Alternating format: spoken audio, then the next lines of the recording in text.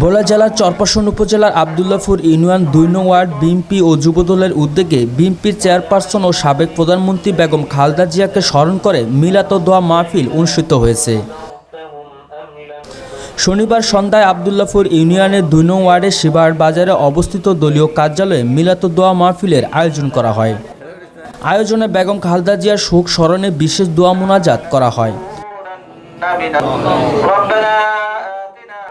অনুষ্ঠানে উপস্থিত ছিলেন আবদুল্লাপুর ইউনিয়ন বিএনপির সভাপতি ফজলুর রহমান মাস্টার, সাধারণ সম্পাদক আব্দুল সালাম মাস্টার, যুগ্ম সাধারণ সম্পাদক শাহাবুদ্দিন মিয়া, ইউনিয়ন যুবদলের সভাপতি রিয়াজ উদ্দিন সহ ওয়ার্ড বিএনপি এবং অঙ্গ ও সহযোগী সংগঠনের বিভিন্ন স্তরের নেতাকর্মীরা।